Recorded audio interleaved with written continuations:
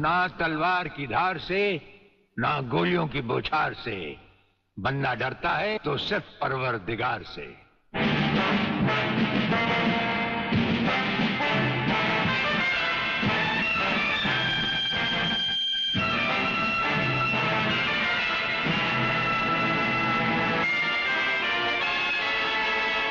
Brigadier Suryadev Singh? अच्छा, तो यही है तुम्हारा ब्रिगेडियर सूर्यदेव सिंह। ढूंढ लो इसे। खबरदार, कोई हिलेगा नहीं। हमारे कमांडोज ने तुम्हारे सब साथियों को घेर रखा है। स्वामी जी, जरा अपने पीछे भी नजर डालो। ये कमांडो बड़ा खतरनाक है। तुम्हारा बाप है, पत्ता हिलने से पहले ही पेड़ काट डालता है। तुम्हारी भलाई अब इसी में है कि बिना हिले जुले खामोश खड़े रहो।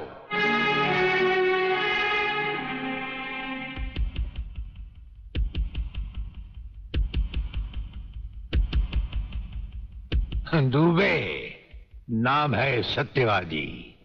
सत्यवादी दुबे। जैसे गधे की पीठ पर घोड़े की जीन अच्छी नहीं लगती, वैसे ही तुम्हारे कंधों पर ये सितारे अच्छे नहीं लगते। और ये कमरबंद पेटी भी अच्छी नहीं लगती।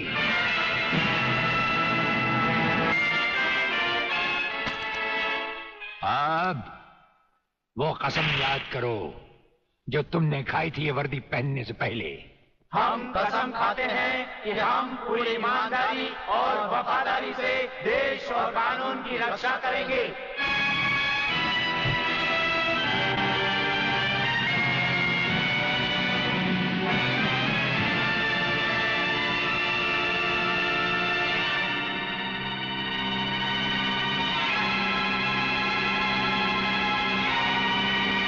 हम तुम्हें सिर्फ ये बताने आए हैं कि अगर तुमने तिरंगे के खिलाफ कोई भी कदम उठाया तो हम तुम्हें वो मौत देंगे जो ना तो किसी कानून की किताब में लिखी होगी और ना ही कभी किसी मुजरिम ने सोची होगी।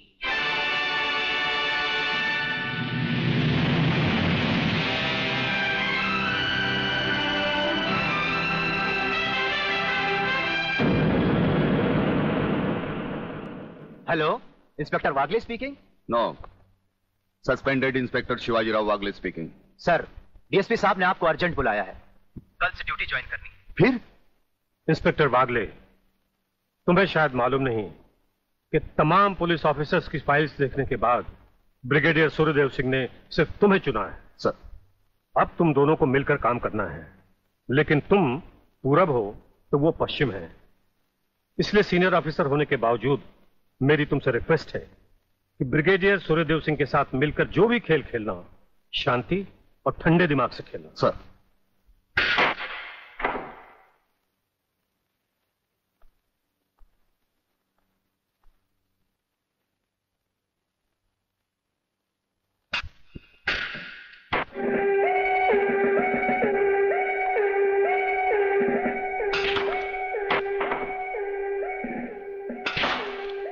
बड़े प्यार से खेलते हैं आप।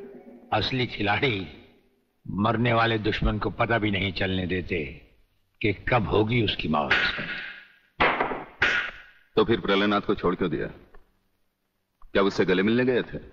गले मिलने गए थे?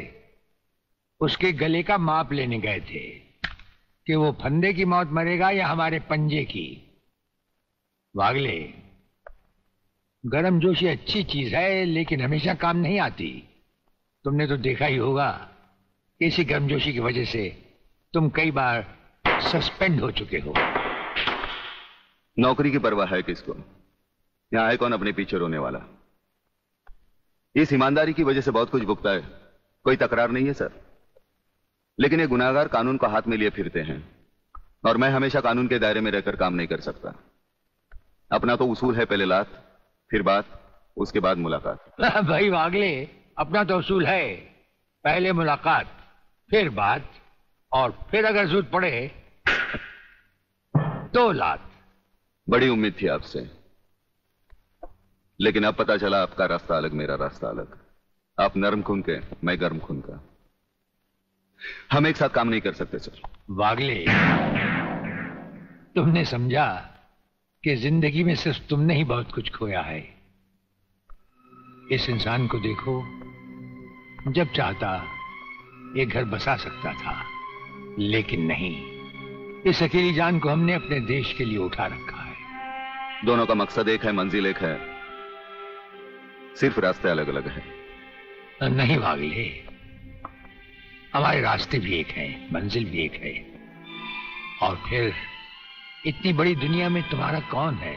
कोई भी नहीं, सिवाय फर्ज के। इस दुनिया में हमारा कौन है? कोई भी नहीं, सिवाय फर्ज के। अगर फर्क है तो सिर्फ सोचने के ढंग में और काम करने के तरीके में। अब हमें इस फर्क को मिटाते हुए ये युद्ध एक साथ लड़ना होगा। कौन तुम? नींद की गोली खाकर सोया है, गांजे की? दिखता नहीं क्या? लड़की हूँ मैं, आलोक की बहन, जिसे तुम्हारे कोई बहादुर इंस्पेक्टर ने बलात्कार के जुर्म में पकड़ा है। कहाँ है वो इंस्पेक्टर? मैं उससे मिलना चाहती हूँ। सलाम साहब। साहब? अच्छा, तो आप ही है वो साहब। मैं पूछती हूँ, तुम पुलिस वालों को हुआ क्या है जो गुनहगार को निर्दोष और निर्दोष को गुनहगार समझ लेते हैं? सुना था कानून अंधा होता है, मगर तुम्हें तो भगवान ने एक नहीं दो आंखें दी है, और वो भी चील की तरह मोटी मोटी। क्या वो तीनों तुमको किसी भी तरह से बदमाश लगते हैं? अरे मेरा भाई आलोक, वो तो किसी लड़की से बात करते हुए भी कांपता है, वो किसी पे बलात्कार क्या करेगा? खाक। वागले बेटे, ये तो लाल मिर्च है, तीखी तीखी। हाथ लगाओ तो हाथ चले, मुंह लगाओ तो मुंह चले, दिल लगाओ तो दिल चले। ये तेरी बीवी बनने के लायक है। अरे इस तरह घूर घूर के क्या देख रहे हो? पहले कभी लड़की नहीं देखी क्या? लड़कियां तो बहुत देखी, लेकिन तेरे जैसे तीखी पहली बार देखी। क्या तीखी? क्या नाम है तुम्हारा? शांति शांति शांति शांति शांति शांति। वाह, क्या कमाल का नाम रखा है चुन के माँ बाप ने, शांति, जो इस देवी के चेहरे और जुबान से शहद की तरह टपक रही है। हाँ? हंस क्या रहे हो दांत निकाल कर? मुझे अपने भाइयों से मिलना है। हवलदार, मिलने दो इसे। साहब, उन तीनों को अस्पताल ले गए शिनाख्त के लिए। योर ऑनर, मैं इंस्पेक्टर वागले, इस केस की छानबीन मैं कर रहा हूं। अदालत से इस केस के बारे में कुछ कहने की इजाजत चाहता हूं। इजाजत है। Thank you sir.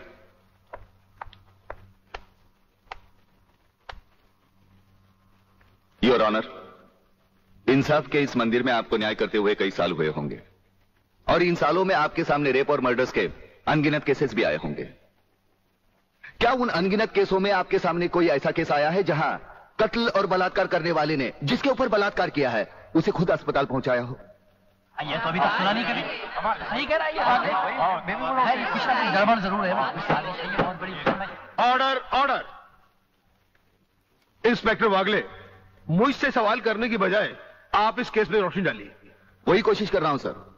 अदालत सरकारी वकील की जिन दलीलों को मद्देनजर रखते हुए इन लड़कों की जमानत नामंजूर कर रही है, मैं उन्हीं दलीलों के बारे में कुछ कहने की इजाजत चाहूंगा। इजाजत है।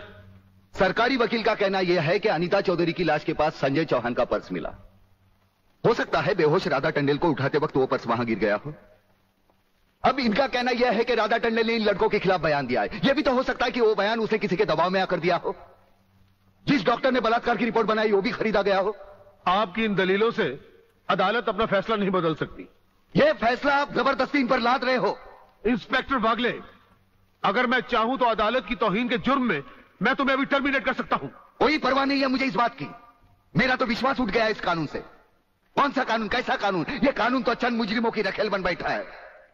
इसलिए लोग अदालत का दरवाजा खटखटाने के बजाय गुंडों की चौखट चूमते हैं। Take him out of the court. अगर जिंदगी में किसी से रिश्वत ना ली हो तो ही मुझे हाथ लगाना।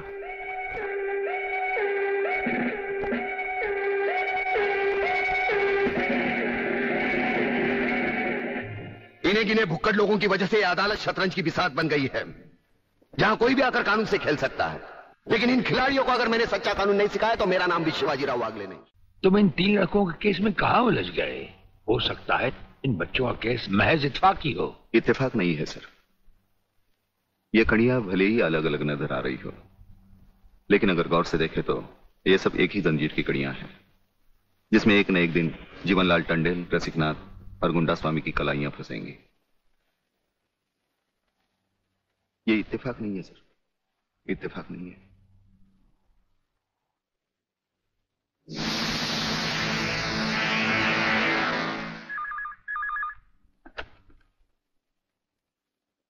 हेलो सर, मैं तुम्हारी आवाज अच्छी तरह पहचानता हूं जेलर। तुम वहां से कुछ नहीं बोलोगे, सिर्फ सुनो, क्योंकि जब से तुम्हारी जेल में सूर्यदेव सिंह आया है, तुम्हारी दीवारों के भी कान हो गए हैं।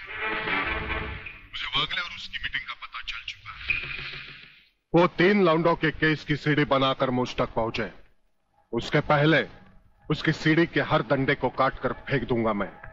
सुनो जी। मुन्ना और उसके खतरनाक खूनी साथियों को आज रात को पुलिस की वर्दी में जेल से बाहर निकाल दो और उनको समझा दो पुलिस स्टेशन जाकर उन तीनों लड़कों का बिल आत्महत्या के नाम पर फाड़ दें।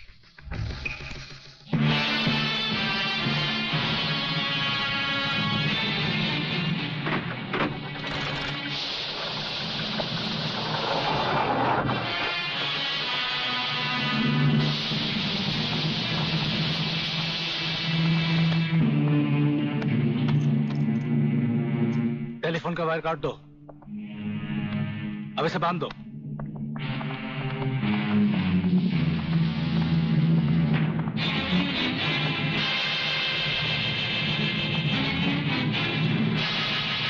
डरो मत, तुम्हारी जमानत हो चुकी है। हम लोग तुम्हें रिहा करने आए हैं।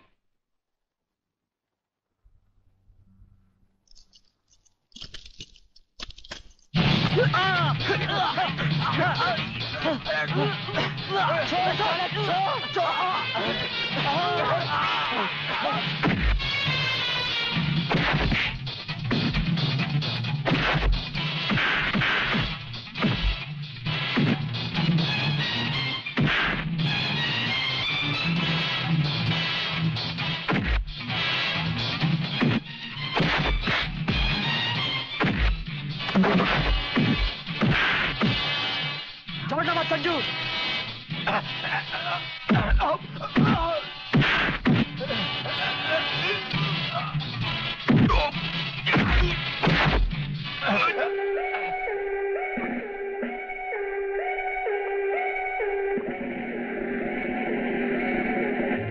क्या बकते हो?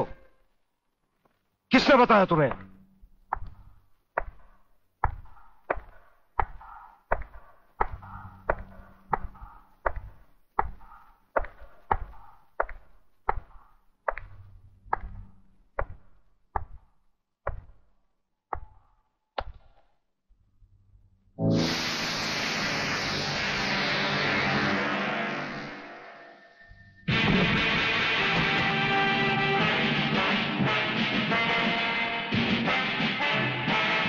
कुछ ही देर पहले तुम जेल की कोठरी में बंद थे, फिर वहां से निकले कैसे? और अपने ये कपड़े पहनकर यहां किसके हुक्म से आए? हम अपने हुक्म के खुद मालिक हैं। हम अपने हुक्म से ही अंदर आए थे और अपने ही हुक्म से बाहर चले जाएंगे। तुमसे अच्छी तरह मिल लेने के बाद। तुम्हें अच्छी तरह मालूम होना चाहिए कि तुम किसके सामने बैठे हो। हमें मालूम है, इसीलिए तो जूते तुम्हारे मुंह के सामने रखे हैं। तुम जैसे गद्दारों से हम नहीं, हमारे जूते ही मुंह लगाते हैं। सूर्यदेव सिंह!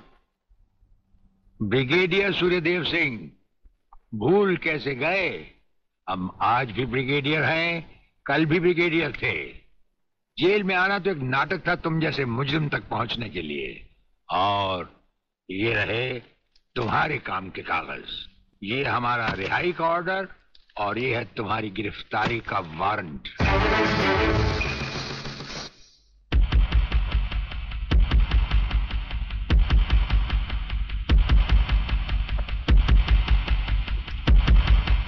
याद करो वो दिन जब तुमने ये वर्दी पहनने से पहले एक कसम खाई थी। याद करो। हम कसम खाते हैं कि हम पूरी ईमानदारी और वफादारी से देश और कानून की रक्षा करेंगे।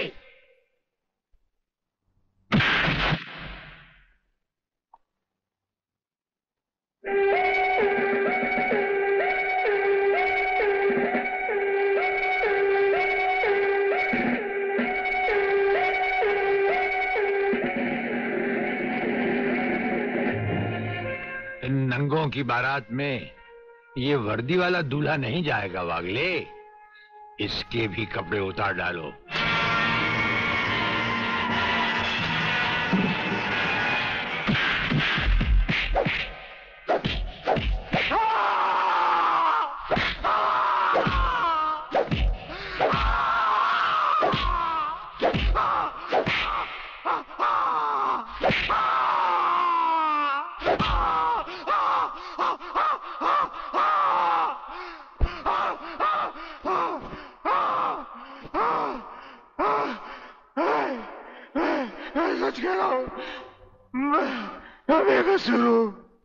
प्रलयनाथ के बारे में मैं कुछ नहीं जानता। बेहोश होने से पहले 3 बार, होश में आने के बाद 3 बार तेरा इसी तरह इलाज करता रहूंगा।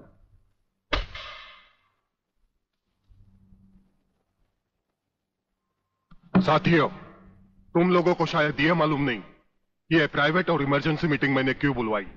इसलिए कि सूर्यदेव सिंह जेल से छूट चुका है और अब वो खतरा बनकर हम सबके सर पर मंडरा रहा है। मगर 1 साल से पहले वो छूट कैसे गया?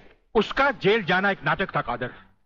उसने जेलर और हमारे 4 खूंखार कातिलों को गिरफ्तार करके किसी ऐसी जगह छुपा दिया है कि जिसके बारे में पुलिस डिपार्टमेंट को तो क्या, मुझे भी मालूम नहीं। जीवनलाल, मेरे 4-5 आदमियों को गिरफ्तार करके अगर वो मुझ तक पहुंचने का ख्वाब देख रहा है तो उसका ये ख्वाब मैं कभी भी पूरा नहीं होने दूंगा। अब सूर्यदेव सिंह नाम का बिल फाड़ना ही पड़ेगा। अगर मगर कुछ नहीं चलेगा जीवनलाल। अब 15 अगस्त को ज्यादा दिन नहीं है। जानते हो, सूर्यदेव सिंह हमारे लिए बहुत बड़ा चैलेंज है और बड़े से बड़े चैलेंज के साथ टकराने का प्रलयनाथ को शौक है। तुम तुम्हारी मिनिस्ट्री संभालो, सूर्यदेव सिंह को आज से मैं संभालूंगा।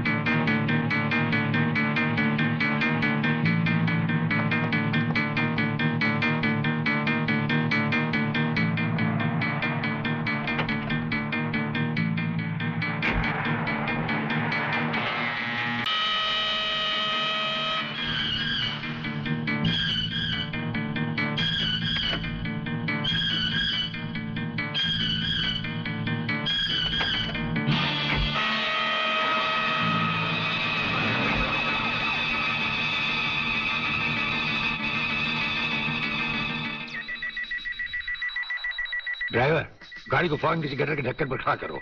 इसमें बम लगाया जा चुका है। Yes sir. बहादुर, काला बटन खींचो।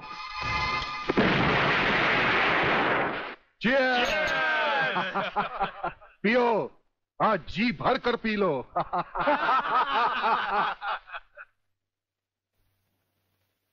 स्वामी जी, ये सुखद समाचार टीवी पर भी तो सुन ले। हाँ, ऑन करो। आज सदन के दोनों पक्षों ने इस हत्याकांड की तीव्र आलोचना की। इस हत्याकांड के षड्यंत्र के बारे में हमारी विशेष संवाददाता मोना अलवी की एक रिपोर्ट। आज दोपहर ब्रिगेडियर सूर्यदेव सिंह अपने विशेष दस्ते के साथ भोजन के लिए रवाना हुए। अचानक उन्हें अपनी कार में सिग्नल सुनाई दिया। जो कार में बॉम्ब रखे जाने का संकेत देता है। सूर्यदेव सिंह ने अपनी गाड़ी एक गटर के ढक्कन पर रुकवाई और अपने विशेष दस्ते के ब्लैक कमांडो से ये काला बटन खींचने को कहा। इससे गाड़ी के नीचे का हिस्सा साइड में खिसक गया और धमाके से पहले ही ब्रिगेडियर सूर्यदेव सिंह अपने आदमियों के साथ ही भूमिगत हो गए। तो इस तरह उन्होंने अपनी समझदारी और बहादुरी से अपनी और अपने आदमियों की जान बचाई। तो आइए आज हम ब्रिगेडियर सूर्यदेव सिंह से आपका साक्षात्कार कराएंगे।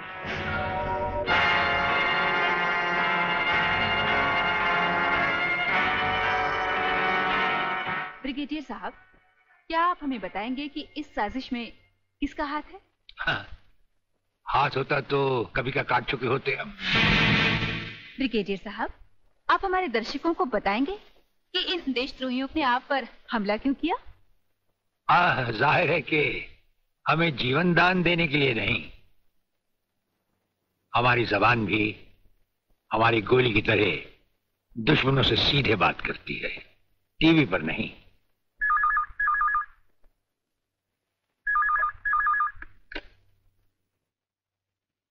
हेलो। ज्यादा आंखें फाड़ कर हमारा इंटरव्यू देखोगे तो जल्दी अंधे हो जाओगे। ये समाचार देखने का नहीं, पैगाम सुनने का वक्त है। हेलो हेलो, तुम फोन कहां से कर रहे हो? तुम तो टीवी पर हो। हम टीवी पर भी हैं और हमारे घर पर भी। गेंडा स्वामी, ये टाइम बम का खेल हम तब से खेल रहे हैं जब तुम्हारे बाप दादा अपने बालों में खिजाब लगाते थे। याद रखना, तुमने सिर्फ एक टाइम बम फिट किया था जो हमारा बाल भी बैंका ना कर सका, मगर हमने तुम्हारी मौत के लिए इतने बम तैयार कर रखे हैं जो तुम्हें तो क्या, तुम्हारे पालतू कुत्तों को भी बचने का टाइम नहीं देंगे। ब्रिगेडियर साहब, क्या आप उन देशद्रोहियों को कोई पैगाम देना चाहेंगे? पैगाम? हमारा पैगाम तो उन तक पहुंच चुका है। हम आपको यकीन दिलाते हैं कि हमें जिंदा देखकर वो अपनी टीवी तोड़ डालेंगे। अबे साले!